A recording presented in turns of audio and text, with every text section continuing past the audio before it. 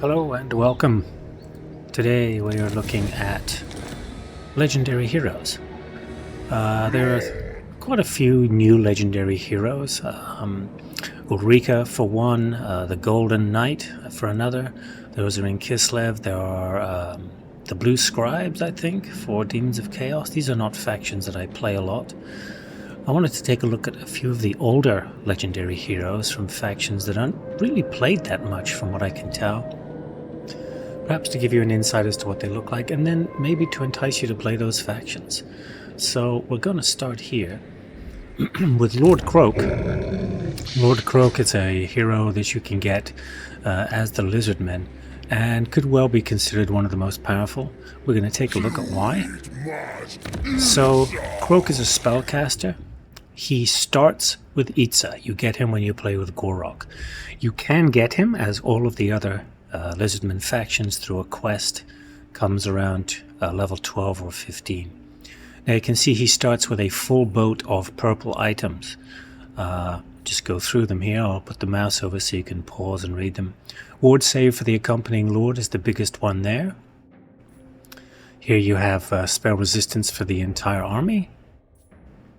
Here you have Winds of Magic power reserve capacity. You can see here this looks like it's just for him. Here you have melee defense, missile resistance, but Golden Death Mask, that one here you can see, reduces the melee attack of enemies within 55 meters. So while Kroak is not a combatant, he can be right behind that front line. And then here you can see control and casualty replenishment rate and terror against chaos forces. So these are all nice little additions. Kroak, you can see, he's just been woken up apparently, so it takes him a while to get going. But most importantly, perhaps in here, we can see the four spells that really make him powerful. He starts with Supreme Shield of the Old Ones. This is bound. It requires no Winds of Power to cast. It does have a cooldown of 90 seconds, but it's reduced 25% cooldown and then 50% cooldown. So you can get it down to 45 seconds. And what it does, oops, let's get that back up there, is it provides 40% damage resistance to all troops within its dome. You can see that you can cast at 150 meters, and it has a 35 meter dome. So you can put it around Kroak and the frontline infantry, whoever's doing the fighting. What Kroak is renowned for, however, is these 3 Deliverance of Itza spells, which are huge damage dealers, area of effect spells. Now this one's only a 15 meter radius. This one here is a 20 meter, and here a 25. They've got good range. You can see anywhere from up to 200 meters he can cast those. They do require Winds of Magic, but the spell abilities here that you can get from the skill tree reduce that cost. So the original 7 cost for this one can be mitigated down to 5. The 13 cost for this one can be taken down to 9. And the 20 cost for this one can be taken down to 14. And there'll be plenty of magic available to Kroak. He can increase his Winds of Magic availability through a couple of abilities. So those 3 there and this one are what makes Kroak so powerful, especially getting him on turn 1 as Kroak. Kroak can get the enemies to mass up around him, and then Kroak can just nuke them. You do have to be a little careful when you first use it. There's a bit of a delay in the spell going off, but it gets there pretty quickly. He himself can get a little barrier here, right? And cooldown to his barrier is reduced here. This one here, control and causing terror. And then perhaps most importantly, there's regen for Kroak here. He's not the greatest combatant. He has a decent amount of hit points. You can see here 26 and 25. This is enough to last him, give him the ability to get out of dodge if he's having some trouble. Everything else is pretty much right. Winds of Power, Magic Power, reduction of enemy Winds of Magic, and then here increasing his own. His other interesting ability is down here, where he can damage enemy settlements from outside the settlement.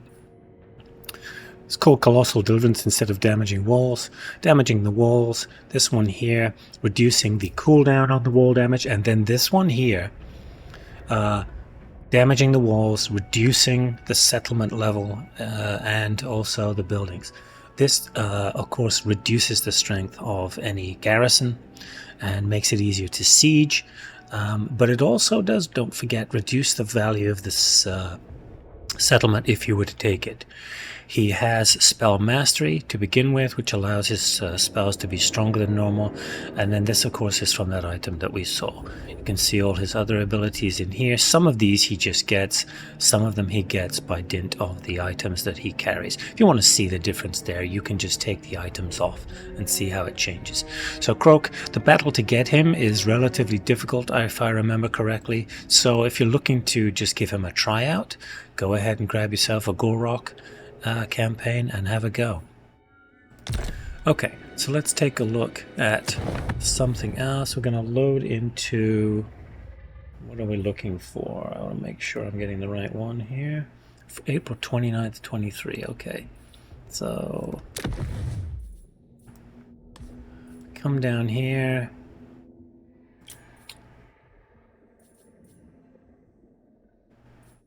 Oh, this one here looks like. So perhaps the second best spellcaster is going to be this one here. This is Ariel. Ariel is a hero that you can get for the Wood Elves. You can only get Ariel as Dryka if you confederate somebody who already has her, which you're going to hope is going to be Durthu. If you're trying to get Ariel as the other factions, you have to complete a Ritual of Rebirth. That's far easier to do as the Heralds of Ariel, obviously, because they start with a rebirth tree, but not so easy to do as the others. So let's see if we can find... Here we go, here's Ariel. Alright, so Ariel, she's leveled up. What our level is? She's level 30 already. You can get Ariel with the items. Now you've got to be careful when you get Ariel. There's a bug where if you save the game right after getting Ariel and you don't continue playing, if you save that game, when you load that game, Ariel comes back without her items. So be very careful about loading save games where you have Ariel, because there's no way to get them back. So make a backup save right away, resave, whatever you have to do. Alright, so we've got the spell resistance to enemy armies, which is good for fighting against enemies that have spell resistance. This here is, the Dart of Doom is a single enemy target, kind of like that spear that the beasts have. This one here is a regen that can be given to anybody else. Health potion, doesn't have to be on her. This here, this is Awakening of the Wood. Yeah, you can see that it says there, Contact Awakening of the Wood. It also provides growth and reduction of corruption. And then the wand here reduces your cost for Dwellers Below, which is a spell that she gets. Outstanding items. She does have pretty decent melee abilities here. You can see these are not enhanced, so this is what they come with. She reduces the melee attack of those that she hits, so she can get in and fight. By the time you get her, it's probably early mid-game if you're playing. You've done your first ritual, you've got your 100 points. There's another 10-turn delay for the ritual to go on. There was a bug where if you were under siege, she wouldn't appear, so be careful of that. But she can go into combat, so she's a little bit stronger than Kroak in that sense. So what does she have? She has a host of really good spells.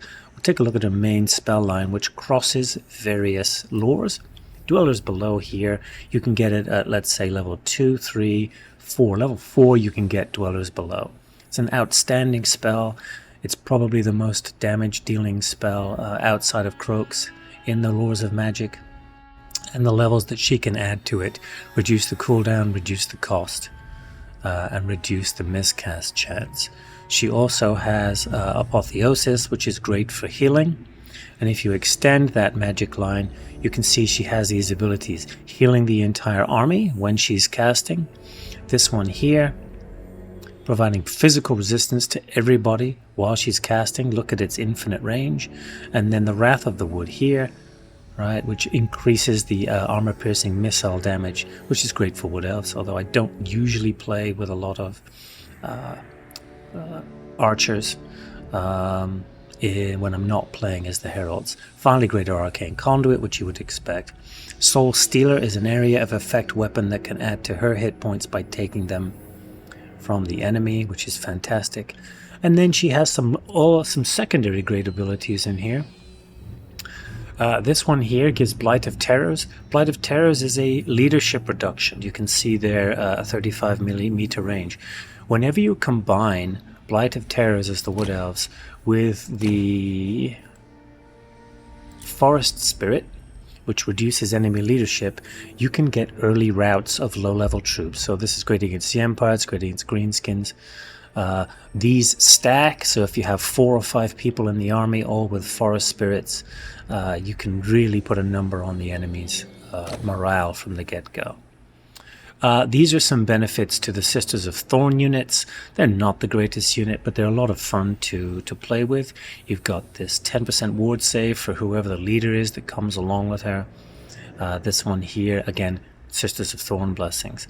These multi-level blessings up here are for increasing magic efficacy. And here you can see that she got that charmed from here, bonus versus infantry, which allows her to join the front line. So overall, you've got some outstanding abilities in here. This one here, increased use for the Dart of Doom and Acorns of Oak and cooldowns. And then here, increased uses, a regeneration for her. So overall, just a massively great addition. There's already great spellcasting in the Wood Elves. She's even better. You don't necessarily need to keep her in with the Sisters because they'll have this really strong spell singer here. I often transfer her over to Orion after Confederation, but that's totally up to you. Highly recommended to give the Wood Elves a try just to get to Ariel. Again, you can get her for completing a Ritual of Rebirth at any forest. That makes it difficult to do if you are not playing as the Heralds because you have to acquire one as Orion and as Durthu.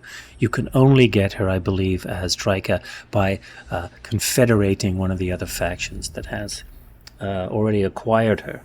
Right, now I need to load up this last one. Where am I going to find that? June 4th, okay. So for the last one, probably the one that you never see. Here is probably a long victory campaign that was won. Coeddil is acquired only by Drika. Now there used to be this fantastic little mod that allowed you to start with Coeddil, and it has vanished completely from the workshop.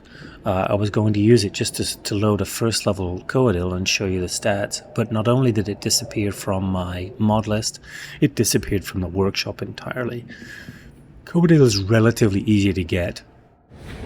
In Warhammer 2, here he is. In Warhammer 2, it was necessary to go through a whole chain of actions to get to the battle where you got Coeddil. In Warhammer 3, they have simply made that one battle appear at a relatively low level, and it's quite easy to do. You can load it from the Quest Battles menu in the main menu to give it a practice run through.